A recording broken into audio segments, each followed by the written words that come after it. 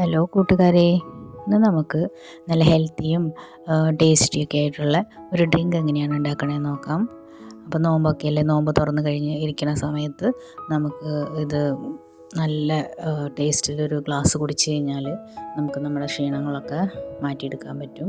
അപ്പോൾ അതിന് വേണ്ടിയിട്ട് ഞാൻ ഒരു കപ്പിലേക്ക് 4 ടേബിൾ സ്പൂൺ അവിലാണ് ഇട്ട് കൊടുക്കുന്നത്, വെളുത്ത അവിൽ. അത് കഴുകി നമുക്കൊന്ന് കുതിരാനായിട്ട് വയ്ക്കാം.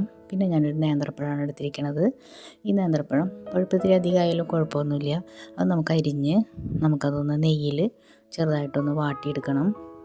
വല്ലാണ്ട് നന്നായിട്ട് മുരിയിച്ചെടുക്കുകയൊന്നും വേണ്ട. അത് വാട്ടിയെടുത്ത് കഴിഞ്ഞിട്ട് നമുക്ക് അത് ഇപ്പോൾ അത്യാവശ്യമൊക്കെ ഒന്ന് വാടി വന്നിട്ടുണ്ട്. അപ്പം നമുക്കത് ചൂടാറാനായിട്ട് മാറ്റി വെക്കാം.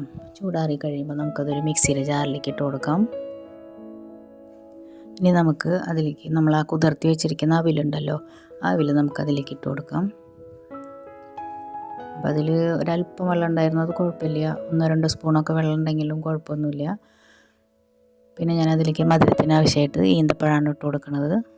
അപ്പം ഈന്തപ്പഴത്തിൻ്റെ മധുരമൊക്കെ അനുസരിച്ച് ഓരോരുത്തരുടെ ടേസ്റ്റിനനുസരിച്ച് ഈന്തപ്പഴത്തിൻ്റെ അളവ് കൂട്ടം കുറയ്ക്കുകയൊക്കെ ചെയ്യാം. പിന്നെ ഞാനതിലേക്ക് 1.5 കപ്പ് പാലൊഴിച്ച് കൊടുത്തിട്ടുണ്ട്. അത് നമ്മളുടെ ആ പഴം അതിന് നമുക്ക് ഓരോരുത്തർക്ക് ഓരോ കട്ടിയായിരിക്കുമല്ലോ. അപ്പോൾ വല്ലാണ്ട് കട്ടി ഇഷ്ടമില്ലാത്തവർക്ക് കുറച്ചധികം പാലൊഴിക്കാം. ഇത് നമുക്കത് നന്നായി അടിച്ചെടുക്കാം. പിന്നെ ഞാൻ അതിൻ്റെ ഇടയിൽ കുറച്ചും കൂടി പാൽ ഞാൻ അതിലേക്ക് ഒഴിച്ച് കൊടുത്തിട്ടുണ്ട്. എന്നിട്ട് നമുക്കത് വീണ്ടും നന്നായി ഒന്ന് ബ്ലെൻഡ് ചെയ്തിട്ടെടുക്കാം.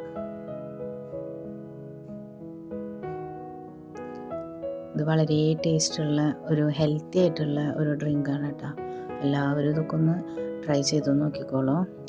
അപ്പോൾ നമ്മളുടേത് റെഡി ആയിട്ടുണ്ട്. അപ്പം നമ്മളതൊരു പാത്രത്തിലേക്ക് മാറ്റിയിട്ടുണ്ട്. ഇനി നമുക്കതിലേക്ക് ടേസ്റ്റിന് വേണ്ടിയിട്ട് നമ്മൾ ചേർക്കുന്നത് അണ്ടിപ്പരിപ്പും ബദാമും അത് ജീവിയിട്ടേക്കണതാണ്. അത് നമുക്കതിലേക്ക് ചേർത്തിട്ട് നന്നായി ഒന്ന് മിക്സാക്കി കൊടുക്കാം. അപ്പോൾ നമ്മുടെ ടേസ്റ്റി ആയിട്ടുള്ള ഡ്രിങ്ക് റെഡി ആയിട്ടുണ്ട്. ഇനി നമുക്കിത് സെർവ് ചെയ്യാം. നോമ്പൊക്കെ കഴിഞ്ഞ് നോമ്പ് തുറന്നിരിക്കുന്ന സമയത്തൊക്കെ അത് കഴിക്കുമ്പോൾ നല്ല അടിപൊളി ടേസ്റ്റാണ് കേട്ടോ. ഈ അണ്ടിപ്പരിപ്പും ബദാമൊക്കെ ഉള്ളത് കൊണ്ട് തന്നെ നല്ല ഹെൽത്തി ആയിട്ടുള്ള ഒരു ഡ്രിങ്കാണിത്. അപ്പോൾ ഞാനതിലേക്ക് കസ്കസ് കുതിർത്തിയതാണ് ഇട്ട് കൊടുക്കുന്നത്. പിന്നെ അത് നമ്മളതിലേക്ക് ഒഴിച്ചു കൊടുക്കുന്നുണ്ട്.